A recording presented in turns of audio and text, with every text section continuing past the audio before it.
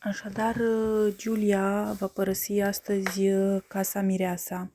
Ea a primit cel mai mare procentaj pentru a ieși din casa Mireasa. Mi se pare puțin incorect, datorită faptului că, cel puțin, chiar dacă nu aveau viitor sau poate că nu erau foarte potriviți, cei doi, Antonio și Giulia, au încercat să facă un cuplu.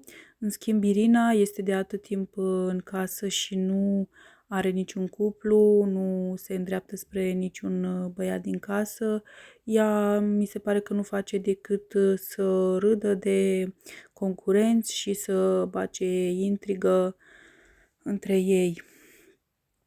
Însă se pare că ea va continua să rămână în casă, iar în ciuda faptului că Zein avea acea amuletă cu care se putea salva pe el sau alți concurenți care sunt în această cursă de eliminare, el a refuzat să o salveze pe Giulia, spunând faptul că ar fi făcut acest lucru doar în cazul în care Antonio se afla în situația de a ieși din casă, având în vedere că din cauza vorbelor codate a lui Zein, cei doi se aflau în cursa de eliminare.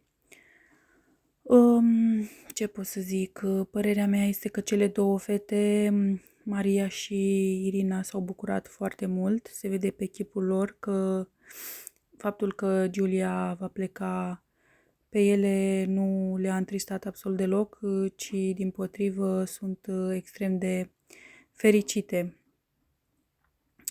Vom vedea pe parcurs ce se va întâmpla, dacă Antonio se va îndrepta spre o altă fată sau nu.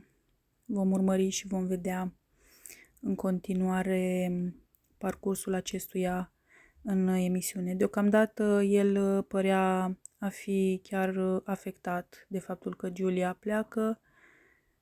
E și normal.